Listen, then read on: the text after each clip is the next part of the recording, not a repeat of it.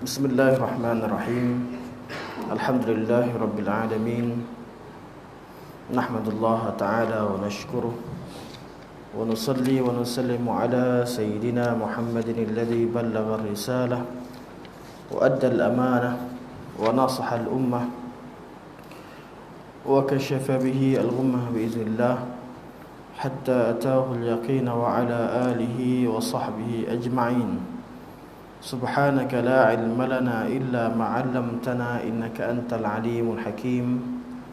Rabbi shrah li sadri wa yassir li amri wahlul 'uqdatam min lisani yafqahu qawli. Amma ba'd. Yang dimuliakan Tuan Nazir Tuan Kuasa, Tuan Imam, Tuan Bilal, Tuan-tuan haji, puan hajah, ustazah, hadirin hadirat yang dirahmati Allah. InsyaAllah pada hari ini kita akan membincangkan sedikit tentang makna dan isi kandungan surah yang kita sering baca, iaitu surah Al-Ma'un. Surah Al-Ma'un yang mengandungi 7 ayat. Bismillahirrahmanirrahim. Ara'aita alladhi yukadzibu bid-din fadhalika alladhi yad'u'ul yatim wa la yahuddu 'ala ta'amil miskin fawailul lil musallin alladhina hum 'an salatihim sahun alladhina hum yura'un wa yamna'una al-ma'un. 7 ayat. Surah yang mengandung 7 ayat, surah yang ke-107. Dan surah ini mengandungi sebanyak 114 perkataan. 114 perkataan menceritakan tentang hubungan akidah dengan ibadah dan akhlak. Surah ini surah yang menceritakan hubungan antara akidah, keyakinan seseorang dan pengaruhnya terhadap akhlak dan pengaruh akidah terhadap ibadah seseorang. Apa yang terjadi sekiranya seseorang itu tidak mempunyai akidah atau tidak percaya kepada agama Allah Subhanahu wa taala atau tidak percaya terhadap hari pembalasan. Surah ini adalah surah yang dikhilafkan ulama. Ada 3 kaul. Adakah ianya Makkiyah atau Madaniyah atau Makkiyah Madaniyah? Seperti Makkiyah, surah ini diturunkan di Makkah Al-Mukarramah sebelum hijrah. Madaniyah artinya surah ini diturunkan selepas hijrah di Madinah Al-Munawwarah. Dan apakah maksud Makkiyah Madaniyah? Artinya surah ini diturunkan di Makkah sebahagiannya dan diturunkan di Madinah sebahagian lagi. Kerana Al-Quran tidak diturunkan serentak semua sekali. Kalau kita lihat dari secara umum, ada 3 kaul. Kalau kita lihat 3 kaul ada kekuatan. 3 kaul ada kekuatan. Bila kita lihat tentang orang yang dustakan agama, ni sifat banyak yang berwujud kat Mekah, yang tak nak masuk agama Islam, tidak mendustakan agama Allah Subhanahu wa taala. Kalau lihat kepada orang yang lalai, Allah kata alladzina hum an fawailul lil musallin, celakalah bagi orang yang sembahyang, orang alladzina hum an salatihim sahun, orang yang lalai daripada melaksanakan solat. Ini wujud di Madinah Al-Munawwarah. Secara umumnya saya akan ambil satu qaul dan kemudian khilaf ni saya letak kat hujung. Khilaf Madaniyah atau Makkiyah sebagainya. Kita fahamkan makna secara umum untuk ayat ini. Bismillahirrahmanirrahim. Ara'aita. Artinya adakah. Bahasa Arab huruf alif itu artinya adakah. Okay. Kita bahasa Arab ni mudah. Satu huruf bunyi ada makna. Adakah. Kalau ba satu huruf, B artinya dengan. Ta apa dia? Dah sumpah. Tallah. Dan Wallahi wabillahi watallahi. Dan ada perbincangan tentang detailnya bahasa Arab. Sini adakah ra'aita ra'a adalah melihat. Adakah kamu telah melihat? Ra'aita juga bererti kamu ketahui. Kerana lihat dan pandangan ada dua. Satu pandangan zahir, iaitu kita nampak sesuatu berlaku. Yang kedua pandangan dalaman, iaitu pandangan kita. Ketika kita memberikan pendapat, kita juga melihat satu perkara secara abstrak. Ra'aita, melihat. Bahasa Melayu pun pakai. Pandang, apa beza pandang dengan pandangan? Pandang ialah yang kita lihat dengan mata. Pandangan ialah apa yang kita yakin, yang kita faham melalui pemahaman kita. Dan kedua-duanya memerlukan kepada penglihatan. Orang yang mampu menjadi saksi adalah orang yang melihat, bukan orang yang buta. Sama ada dia nampak satu benda dengan mata kepalanya, memang dia nampak, ataupun dia tahu dengan sejelas-jelasnya satu perkara. Awak yakin tak isteri awak cinta pada anak awak, sayang pada anak awak? Saya yakin.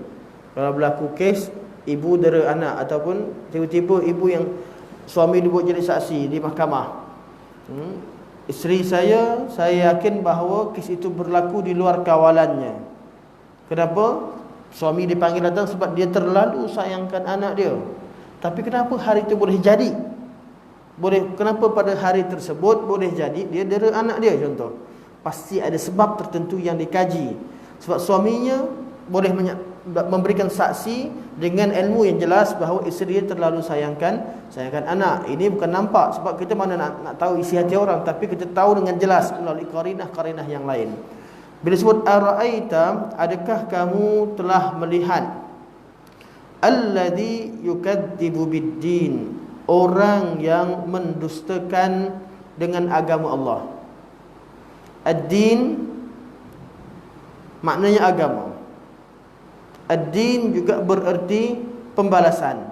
Macam kita sebut agama ni, innad dina indallahil Islam. Sesungguhnya agama di sisi Allah Subhanahu wa taala adalah agama Islam.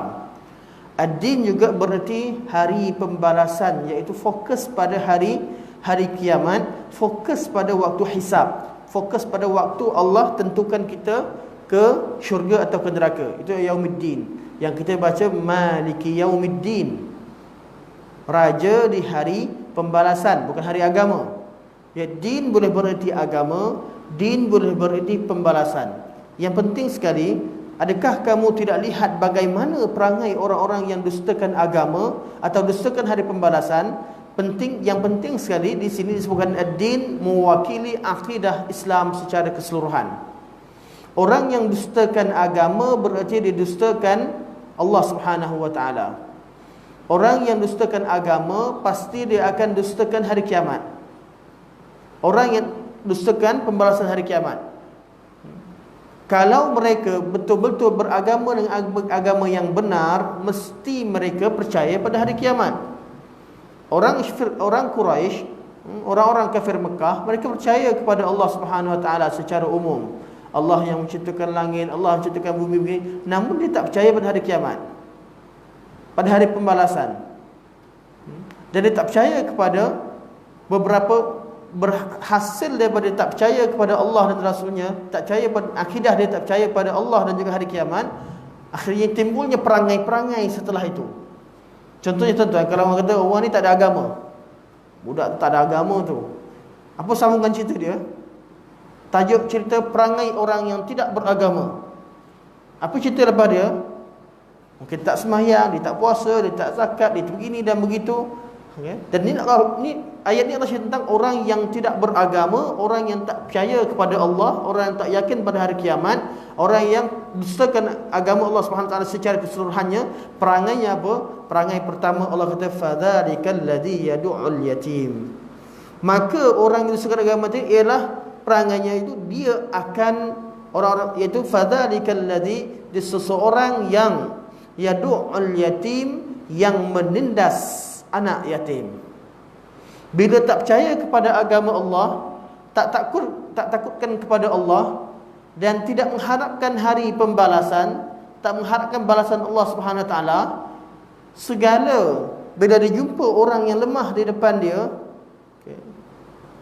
apa yang berlaku? Dia akan menindas dan mengeksploitasikan. Orang yang kaya, orang yang berkuasa, orang yang hebat, perangai bila kurang agama, nampak sahaja kelemahan wujud di mana sekalipun, dia akan gunakan kelemahan pihak yang dia nampak tadi, digunakan kelemahan orang sepenuhnya untuk kepentingan dirinya. Perangai orang tidak beragama, perangai orang yang tidak ada, yang tidak percaya pada hari kiamat, tak ingat pada hari kiamat, di mana sekalipun dia berjalan, dia nampak kelemahan yang ada pada siapa sekalipun.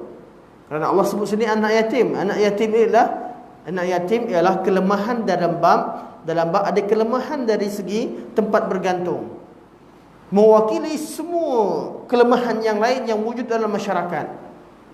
Allah letakkan yatim, Allah sebut sini, fadzalikal ladzi yad'ul yatim wa la yahuddu ala ta'amil miskin. Yatim dan miskin Allah jadikan sebagai contoh. Sebab yatim kadang-kadang orang yatim kaya. Kadang-kadang anak budak yatim, anak yatim tapi dia kaya. Ayah dia kaya, ayah dia meninggal, mak dia meninggal, sebagainya, dia kaya. Maka ada miskin, ada lagi seorang yang dia ada keluarga, adik-beradik ramai, mak ayah ada tapi miskin. Dua-dua jenis kelemahan wujud ke masyarakat. Yang pertama sekali, yang penting saya bila nampak ada orang tidak ada tempat bergantung, kita nampak orang jahat buat apa? Ditangkap budak ni, bawa jadi tempat, dia ambil budak tadi, bukan dijaga tapi dijadikan sebagai hamba dia, dijadikan sebagai budak peminta sedekah. Sebahagian daripada kanak-kanak yang diambil, dipotong tangannya dan sebagainya, semata-mata untuk kepentingan dirinya. Puncanya apa? Puncanya akidah dia rosak dah. Sebab dia tak percaya kepada Allah, tak percaya pada hari kiamat, tak percaya hari pembalasan. Akhirnya segala kelemahan yang wujud dalam masyarakat, yang sepatutnya menjadi pintu kepada dia buat kebaikan, berubah. Dia jadi pintu pada dia untuk melakukan, mengeksploitasikan segala kelemahan untuk kepentingan dirinya. Puncanya akidah dia rosak, dan dia dustakan agama Allah Subhanahu wa taala, dia dustakan terhadap janji-janji Allah Subhanahu wa taala. Fadzalikal ladzi yad'ul yatim. Dan siapa sahaja di dalam dunia ini, apa sekalipun agama dia, kalaulah memang ada orang yang mengeksploitasikan dan menindas anak yatim, di mana sekalipun, ketahuilah bahawa anda termasuk dalam satu perangai yang Allah katakan mesti masalah utama dan masalah pada akidah. Mesti masalahnya bukan berpunca daripada keadaan biasa, puncanya daripada anda tidak percayakan agama Allah SWT atau mendustakan. Mendustakan takdzib, yukadzibu biddin. Jadi bagi orang-orang yang makan anak yatim, makan harta anak yatim, ketahuilah dan cuba anda kaji balik, anda bermasalah dalam akidah. Kerana kalau ada akidah yang benar, anda tidak akan makan harta anak yatim. Kerana Allah letakkan sifat yang makan harta anak yatim, sifat orang-orang yang tidak beriman kepada Allah Subhanahu wa taala. Suatu ayat ini sebagai ulama kata diturunkan kepada Al-Walid ibn Mughirah, iaitu terkenal Al-Walid perangainya iaitu menindas anak yatim. Dan dia juga seorang yang kaya namun tidak pernah memberi makan, malah tidak pernah cerita tentang bagaimana cara untuk membantu orang miskin. Okey. Ara'aital ladzi yukadzibu bid-din fadzalikal ladzi yad'ul yatim. Perangai pertama, yad'ul yatim. Perangai kedua, sifat yang Allah ceritakan, wala yahuddu ala ta'amil miskin, dan dia tidak menggalakkan orang lain untuk memberi makan kepada orang miskin. Kalau dia, Allah sebut dia tidak menggalakkan orang lain untuk memberi makan kepada orang miskin. Dia tak support, dia tak berikan sokongan pada orang lain, dia tak lakukan program untuk galakkan orang bagi makan. Apatah lagi kalau dia yang bagi.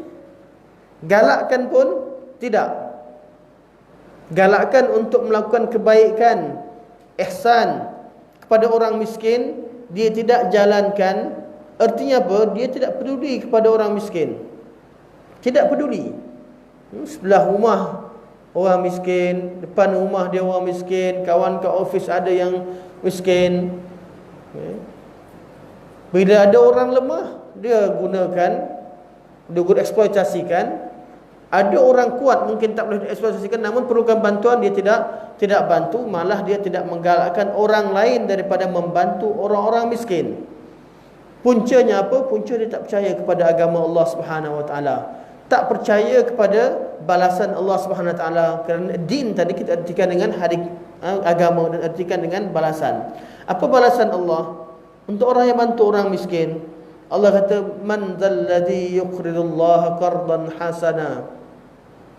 Siapakah yang boleh bagi Allah Subhanahu Wa Taala pinjam? Allah isytiharkan, Allah nak pinjam daripada orang di kalangan hamba-hambanya. Allah kata, man dzalladzi yuqridullaha qardan hasanan fayudha'if lahu ad'afan katsirah. Fayudha'ifahu lahu ad'afan katsirah.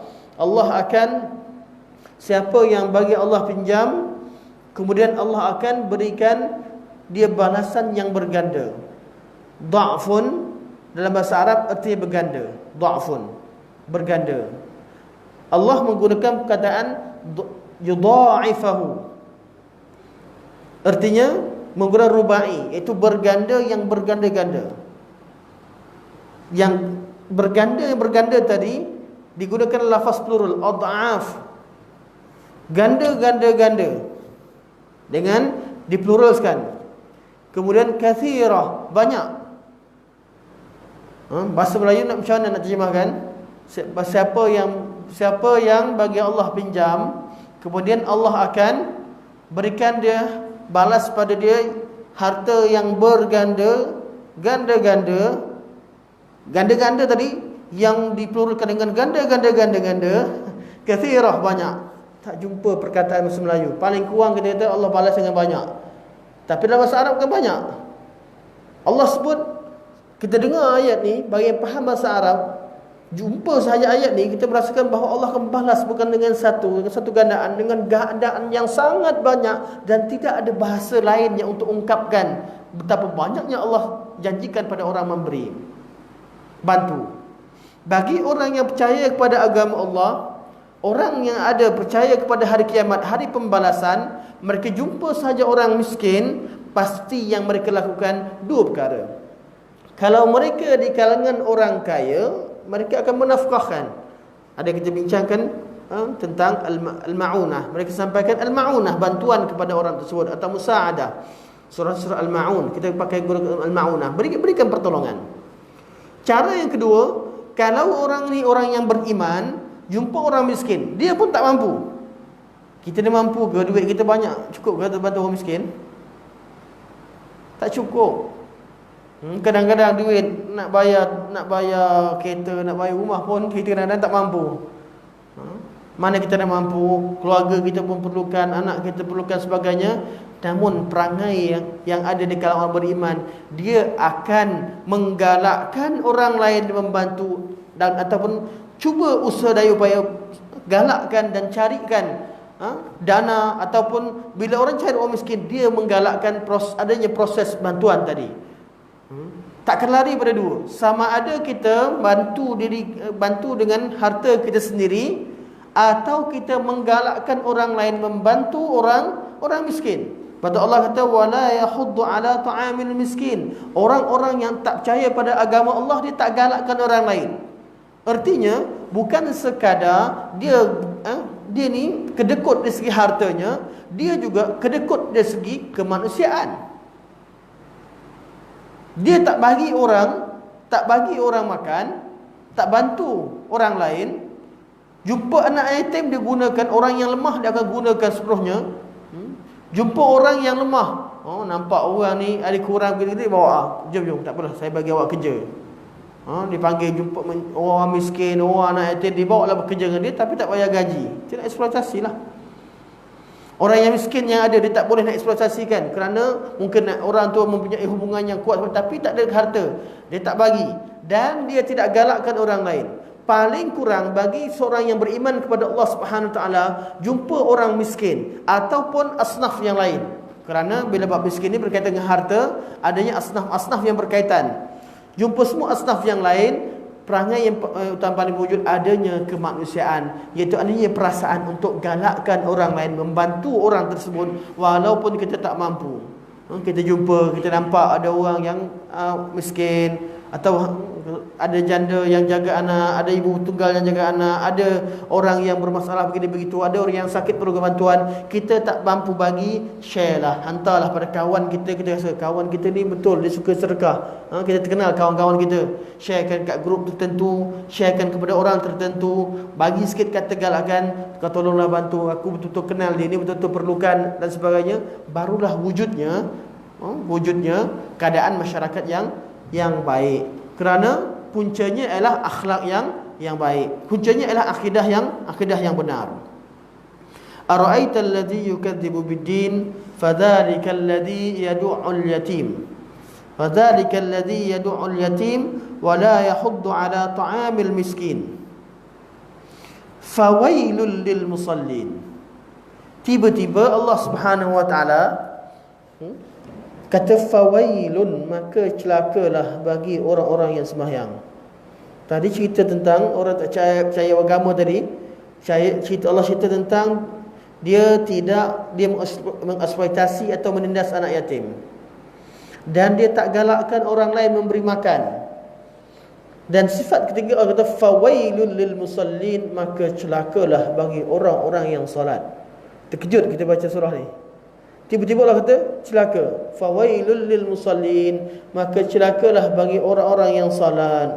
Alladzina hum an salatihim sahun, iaitu orang-orang yang lalai daripada solat mereka. Lalai daripada solat mereka. Allah tak kata alladzina hum fi salatihim sahun, orang-orang yang lalai dalam solat. Kalau Allah kata fawailul lil musallin alladzina hum fi salatihim sahun, kalau Allah sebut macam tu, kita semua masuk. Kita khusyuk ke tadi? Tanya imam khusyuk tadi? Khusyuk lah imam kat depan kan. Baca. Yang lain kat belakang khusyuk ke?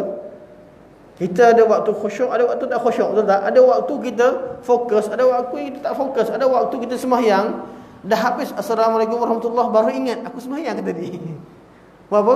Kita solat tadi ikut kebiasaan saja. Dah habis nak bagi salam baru ingat aku sembahyang rupanya tadi. Habis dah 4 rakaat, habis dah 3 rakaat, habis dah 2 rakaat. Malah ketika kita kunut tadi kita baca pun kita minta dengan sepatutnya kita minta nak sesuatu yang jelas maknanya. Tapi kadang-kadang kita tak faham bermaknanya pun, dah habis sembahyang aku ada minta ke dengan Allah tadi. Sebab apa? Perangai kita memang tak sempurna. Kita tak faham arti yang kita baca kadang-kadang, dan kita lalai dalam sembahyang. Ini memang berlaku pada orang Islam.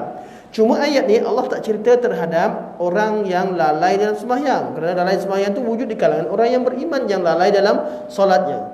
Walaupun perkara ini tidak baik, kita mesti fokus, kita mesti cari macam mana cara untuk khusyukkan solat kita.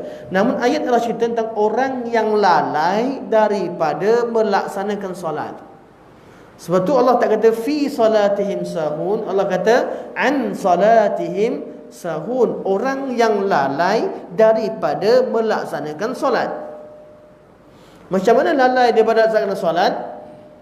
Okey. Dan perangai ini kita kata ayat ini masih kembali kepada tajuk asal. Apakah kamu tidak melihat bagaimana perangai orang-orang yang dustakan agama Allah Subhanahu Wa Taala? Kalau dia tak percaya dustakan agama Allah, kalau dia mengaku jadi Islam sekalipun, ada tak di kalangan orang Islam yang tak percaya terhadap hari kiamat, yang tak percaya atau tak kuat keyakinannya terhadap hari pembalasan, atau dia beragama Islam tetapi dia tidak mengamalkan agamanya, akidah yang tak kuat, rapuh akidahnya, wujud. Orang-orang begini kalau dia sembahyang sekalipun, dia nak sembahyang sekalipun, dia akan lalai dengan solatnya. Lalai macam mana? Sebab tu ayat ini sebagai ulama kata fa di sini, kalau dikatakan fa ini biasanya tujuan fa diletakkan di tengah-tengah ayat, antaranya ialah untuk ubah tajuk atau untuk mengisyaratkan sesuatu perkara. Sebagian ulama mengatakan bahawa fa di sini untuk mengubah tajuk, untuk mengubah situasi daripada dua situasi yang berlaku di Makkah Al-Mukarramah. Orang yang dustakan agama di tanah Mekah ialah orang yang eksploitasi anak yatim dan tidak menggalakkan orang untuk bantu orang miskin. Orang yang tak percaya pada agama di masyarakat Madinah wujud tak? Wujud. Walaupun mereka dalam masyarakat negara Islam, iaitu mereka tak percaya agama Allah, tapi mereka berada masyarakat Islam. Siapa mereka? Golongan munafik. Orang munafik juga orang yang mendustakan agama Allah, yang lawan agama Allah. Namun mereka sembahyang sama-sama dengan kita, hadir dalam masjid. Mereka datang juga ke masjid. Mereka sama-sama duduk dalam satu saf dalam buat kebaikan. Allah kata kalau mereka begini, mereka walaupun mereka jadi orang Islam, sama ada orang Islam yang ada daripada awalnya Islam, namun dia tidak kuat agamanya, dia dustakan agama Allah, dia akan berperangai seperti munafik. Ataupun asalnya bukan Islam, masuk Islam hanya dengan tujuan untuk dapat habuan dunia, dan juga dia tidak percaya langsung pada agama Allah. Kalau orang begini perangainya, beginilah akidahnya, kalau mereka sembahyang sekalipun, salat mereka mestilah masuk dalam bab an salatihim sahun. Dia akan lalai dengan sembahyang dia. Lalai apa arti dia? Golongan munafikin. Mereka hanya akan salat pada waktu tertentu. Mereka hanya akan datang masjid pada waktu tertentu. Pada zaman Nabi SAW, Nabi berikan beritahu pada sifat mereka ialah orang yang rasa berat untuk datang solat pada waktu Isyak dan pada waktu subuh. Sebab apa? Waktu solat Isyak dan waktu solat subuh, dua waktu solat ni orang tak nampak siapa yang datang. Zaman dululah, zaman Nabi. Zaman sekarang Isyak pun nampak. Kena datang jugalah.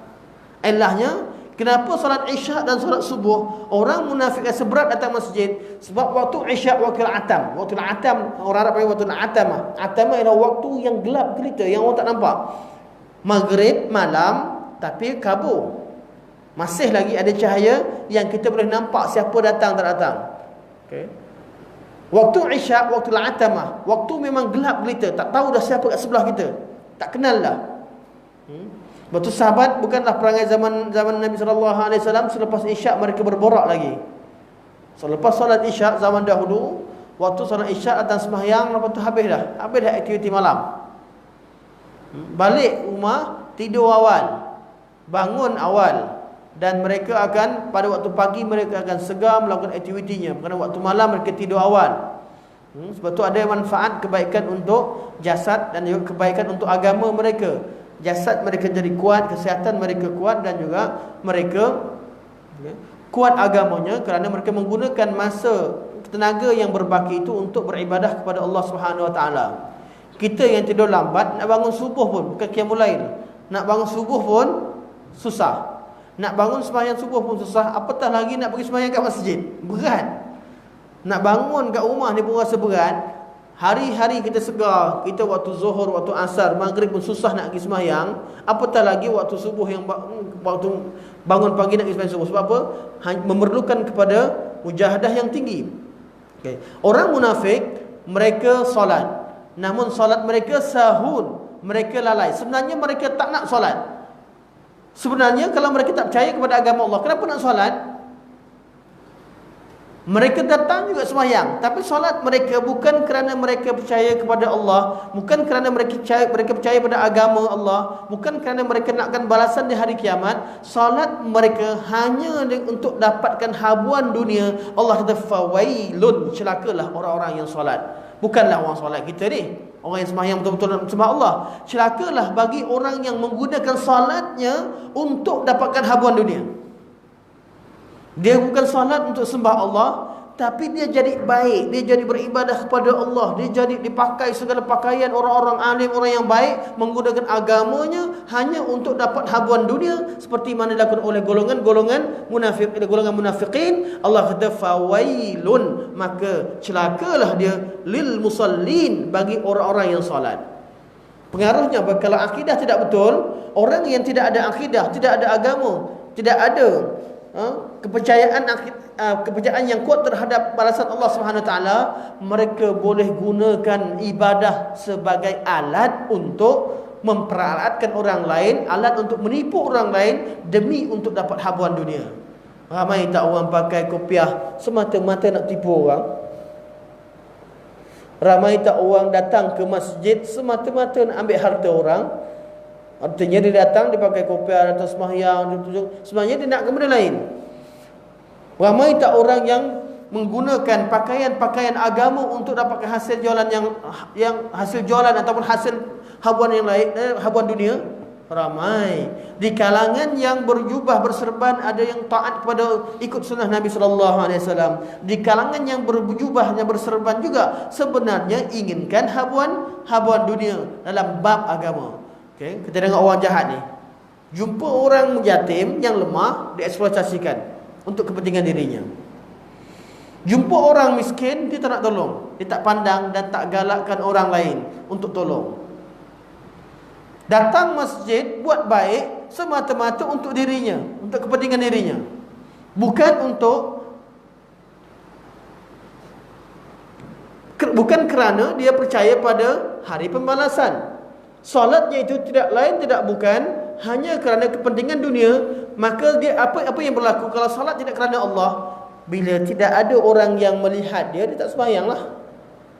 Kalau orang tak nampak, nak harapkan dia bangun solat kat rumah, memang tak bangun. Orang tak nampak, dia hanya datang. Kalau kat masjid sekalipun, waktu orang tak nampak, waktu isyak, waktu subuh, dia takkan sembahyang.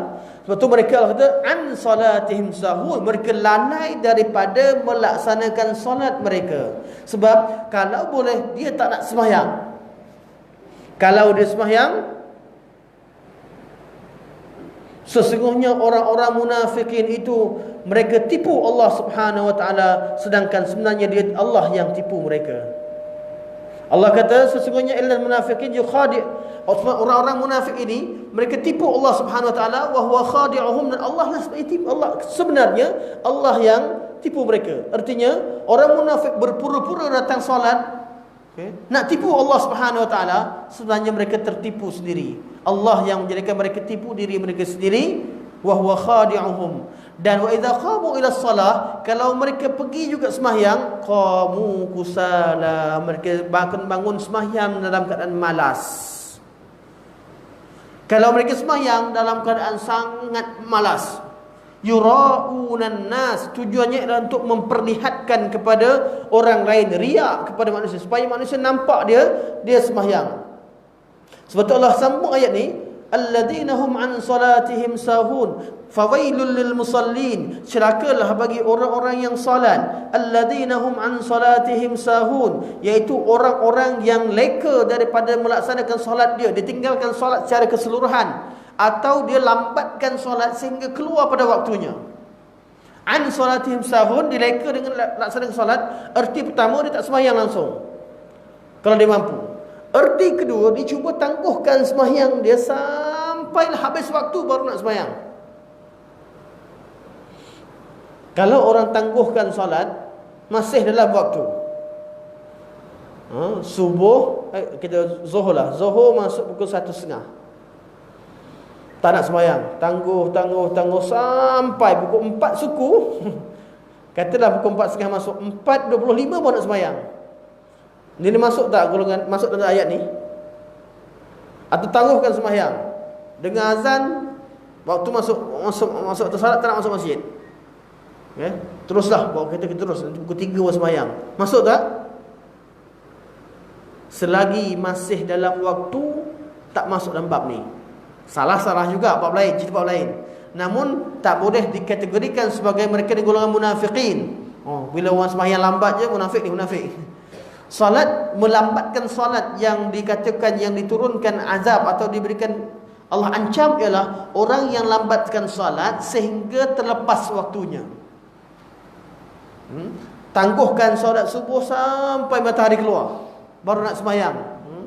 Tapi kalau memang sembahyang hari-hari, sembahyang subuh gajah, bukan kadar ramah, subuh gajah, ketahuilah bahawa anda perlu cek balik akidah kita. Takut puncanya bukan kerana malas, puncanya kerana memang kita tidak peduli dengan agama Allah Subhanahu wa taala. Kalau sekali-sekala berlaku, itu normal. Tidak ada orang yang tak pernah tinggalkan sembahyang. Betul tak? Artinya yang terlepas pada waktunya. Ustaz ke, imam ke, walaupun imam solat rawatib, kadang-kadang pun bangun subuh gajah, kadang-kadang. Kalau kadang-kadang berlaku, kita perlu taubat kepada Allah Subhanahu Wa Taala, minta ampun sebagainya. Semoga kita tak masuk dalam bab golongan-golongan Allah dan Rasulullah munafik. Tapi kalau perangai hari-hari sembahyang subuh gajah, hari-hari bangun lambat, kita perlu betulkan. Puncanya kita tidak peduli dengan agama Allah Subhanahu Wa Taala. Hari pertama kita lambat, hari kedua jangan buat benda yang sama. Jangan tengok cerita waktu malam. Janganlah tidur kalau dah dekat waktu subuh. Kita penat. Kalau penat sehingga kita tertidur, tak apa. Sebab itulah kalau kita tidur awal dan kita penat siangnya, sampai terlepas, tak apa. Dan itu pernah berlaku pada Rasulullah SAW dan sahabat. Mereka kembali satu-satu peperangan, kan? Bila keadaan mereka terlalu penat, mereka bangun balik. Bangun-bangun nampak dah siang. Umar bangun, nampak sahabat dah bangun. Umar nampak Nabi pun sedang tidur. Umar pergi takbir ke sebelah Nabi SAW sampai Nabi sedar. Dan pernah berlaku, dan tujuannya ialah bukan kerana Nabi SAW lalai pada agama Allah, namun Allah jadikan perkara ini berlaku untuk beritahu kepada kita, kalaulah di kalangan manusia ini berlaku terlalu penat dan bangun lambat, macam mana cara nak solat. Dan kesalahan ataupun Nabi bangun lambat tersebut berlaku sekali untuk berikan petunjuk pada kita macam mana cara kita hadapi keadaan begini. Nabi Allah lupakan. Nabi kan maksum. Allah yang semua yang Nabi buat, Allah Subhanahu Wa Taala yang inginkan perkara itu berlaku sebagai petunjuk kepada umatnya. Begitu juga Nabi pernah lupa dalam solat. Sembahyang 2 rakaat Nabi bagi salam. Zuljadain kata, "Ya Rasulullah, adakah turun wahyu baru atau Tuhan lupa?" Nabi kata, "Tidak. Tak ada apa-apa. Tak ada wahyu baru, tak ada apa. Kalau begitu tambah ya Rasulullah." Tambah 2 rakaat. Zuljadain. Ada orang di kalangan, walaupun mereka sahabat sangat hormat pada Rasulullah, namun ada jenis orang yang jenis kritis. Sebab tu bila orang kritik sesuatu benda yang kita buat, tidak semestinya mereka ni lawan. Ada orang yang memang sifat manusia yang mampu memberikan teguran, walaupun dia sayang pada kita. Ada orang yang bila hormatkan pada seorang ni tak mampu tegur. Sahabat-sahabat, ramai di kalangan sahabat yang diam. Bila Nabi sembahyang, lepas bagi salam 2 rakaat, sembahyang Zuhur Nabi bagi salam 2 rakaat. Lepas tahiyat awal Nabi bagi rakaat. Yang lain diam. Ada seorang sahabat yang dinamakan Zuljadain. Dia tangan panjang sahabat ni. Salah seorang sahabat, dia kata, "Ya Rasulullah, adakah turun wahyu baru atau adakah kamu kasarkan sembahyang atau ada turun wahyu baru berkaitan dengan syariat ini?" Nabi kata, tidak ada apa yang berlaku. Maka begitu, "Ya Rasulullah, kamu dah salat kurang, tambah rakaat." Maka Nabi pun baru tanya yang lain. Yang lain kata, "Ya." Baru Nabi bangun, kemudian Nabi sambung dua rakaat. Kaedahnya kalau terlupa betul-betul, imam bagi salam, "Assalamualaikum warahmatullahi Assalamualaikum warahmatullahi." Macam mana nak buat? Makmum kat belakang jangan bagi salam dulu. Imam tengok, orang tak ikut. Imam bangun balik. Imam jangan kata, "Saya batal." Tolak dia batal. Imam terus bangun dan sambung solat. Yang lain ikut solat. Kalau yang lain pun terlupa, sebahagian pun ikut, sama ngantuk, "Assalamualaikum warahmatullahi Assalamualaikum warahmatullahi." Apa yang berlaku ni? 2 rakaat ke 4 rakaat? Kalau betul-betul 4 rakaat atau baru 2 rakaat, kita salat maghrib tambah 1 rakaat lagi, terus bangun. Hujung nanti salat sujud sahwi. Kerana kita tadi melakukan kesalahan, kerana kita lupa, maka kita sujud sahwi. Okey. Orang munafik, pertama mereka tak semayang. Yang kedua, kalau mereka semayang, ialah mereka semayang pada waktu manusia melihatnya. Maka Allah kata, "Alladzina hum yura'un." Iaitu mereka ini ketika melakukan kebaikan, yura'un, tujuannya ialah untuk memperlihatkan kepada orang lain, bukan kerana kebaikan yang timbul daripada akidah yang benar. Banyak orang yang buat baik, sebab itulah orang-orang yang buat baik menunjuk-nunjuk riak, ianya berkaitan dengan syirik yang tersembunyi. Syirik tersembunyi, seolah-olah dia menyembah selain Allah Subhanahu Wa Taala. Apa tu syirik tersembunyi? Riak. Kita solat, kenapa? Sebab kita nak sembah Allah Subhanahu Wa Taala, inginkan wajah Allah. Kalau tak, lebih baik kita buat kerja lain. Kalaulah dalam bab yang menguntungkan dunia, tak apalah kita bisnes. Sebab apa? Sebab kita nak duit, kita nak keuntungan. Tak apalah, bab ni satu bab, maknanya bab kita memang cari duit. Kalau betul-betul nak duit, buat apa sembahyang? Kalau betul-betul nakkan pujian manusia, pergilah buat benda macam mana orang puji. Kenapa sembahyang, gunakan solat? Puncanya ialah mereka tidak percaya pada agama Allah. Puncanya adalah adanya riak. Riak tadi namanya syirik khafi. Syirkul khafi iaitu syirik yang tersembunyi. Dia tak perasan, seolah-olah dia sembah selain Allah. Sebab apa? Seolah-olah dia sembahyang tadi, dia sembah tujuan dia sebenar. Ada orang yang dia solat tujuannya nak tunjuk pada orang untuk dapatkan jawatan. Seolah-olah dia sembah Allah tadi, menyembah jawatan dia tadi. Sebenarnya dia sembah Allah, namun adanya riak. Nakkan supaya orang nampak, supaya orang sokong dia. Dia pergi buat kebaikan-kebaikan supaya dapat, bila ada orang-orang begini, kita akan nampak. Sebab apa? Kita tak ada hukum, tapi kita nampak. Sebab tu ayat ni mula dengan ara'aita. Ara'aita, adakah kamu telah melihat? Kita akan perasan orang-orang begini. Okay. Waktu kalau, minta maaf lah, kalau kat dalam masjid surau ni, waktu nak pemilihan, barulah orang tertentu yang datang. Oh, datang begini aktif. Sebelum tu tak pernah nampak pun. Waktu nak pilihan raya, barulah bagi bantuan pada masyarakat begini-begini. Oh, jumpa masa tu lah orang miskin ni. Oh, nampak orang miskin, nampak anak yatim. Gambar. Gambar. Bila masa begini-begitu, adanya kepentingan tertentu, baru nampak. Inilah orang yang, waktu ayat ini Allah kata, ayat bermula dengan Allah tanya pada Nabi, ara'aita, adakah kamu dah nampak?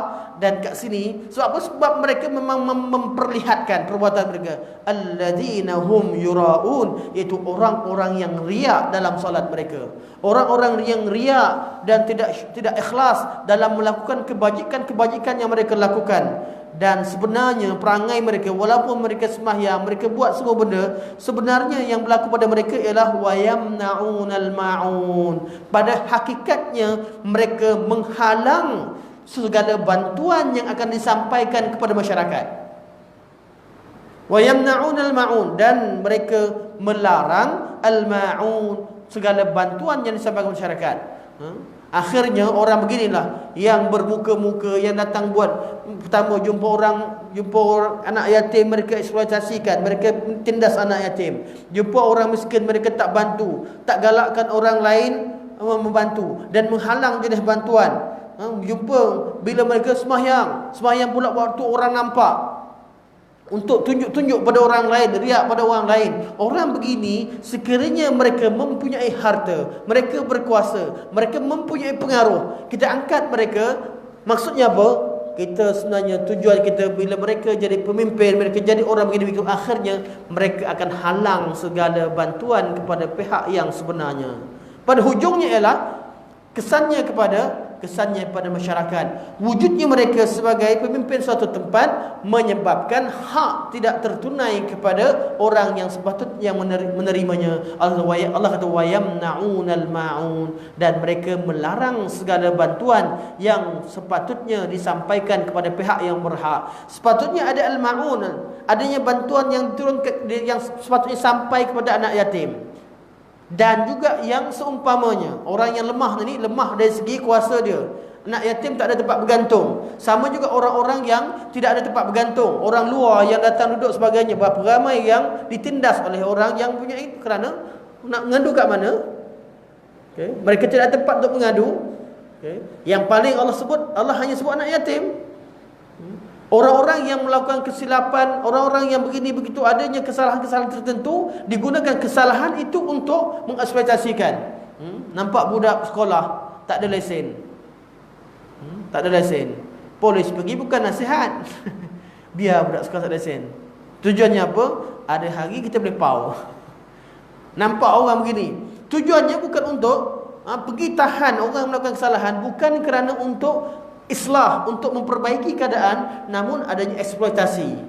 Sebab tu ada di kalangan orang tertentu membiarkan kesalahan-kesalahan berlaku dengan tujuan untuk dapatkan kewangan. dapatkan duit, dapatkan ini, dapatkan itu, membiarkan kemiskinan terus menerus supaya dapat nanti mudah nanti masa perlukan mereka, bagi sikit bantuan mereka akan tolong kita. Sebab itu dari kalangan orang-orang begini, orang tak percaya pada agama Allah, mereka sengaja wujudkan segala masalah di atas dunia ini kerana adanya kepentingan untuk diri mereka. Sebab perangai mereka yang Allah sebut pada hujung sekali, wa yamna'unal ma'un, sebenarnya mereka cuba untuk mengikat segala jenis bantuan yang patut sampai kepada orang yang sebenarnya.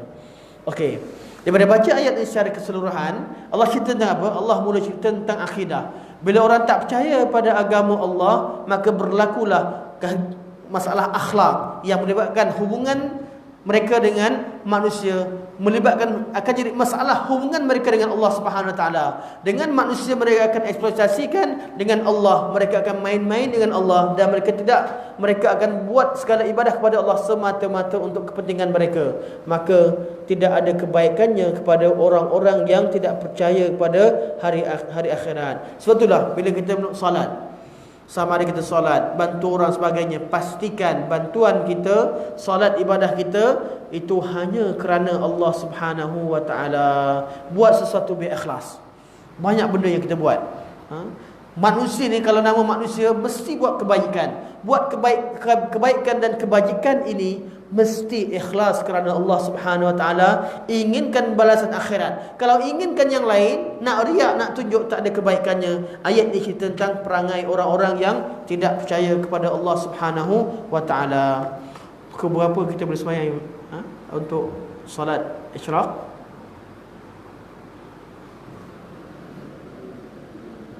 7.25, 3.25, tak apalah. Jadi kalau lepas makan saya tak ada idea dah. Ada kalau nak masukkan jadikan panjang, tapi ni ayat ni dah habis. Untuk lepas kita solat, lepas kita makan, pastikan, dan kalau boleh kita solat 2 rakaat dulu. Kerana kita masih di masjid, sayang. Sebab apa?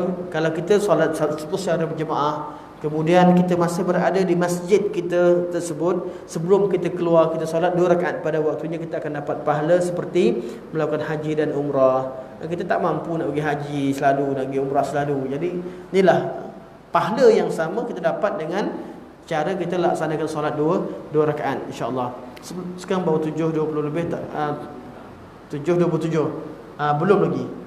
Tunggu 10 minit selepas tersebut, 10 minit atau 15 minit. Kalau ikut taksir jaiz kata 15 minit jaiz. Tak ada jaiz. Dan juga mana kadar ramah. Sekadar ini, semoga Allah Subhanahu Wa Taala jadikan pertemuan kita pertemuan yang bermanfaat, yang baik daripada Allah Subhanahu Wa Taala, yang kurang kelebihan saya sendiri. Wassallallahu alaihi wasallam Muhammad wa ala alihi wa sahbihi wa baraka wa sallam. Wassalamualaikum warahmatullahi wabarakatuh.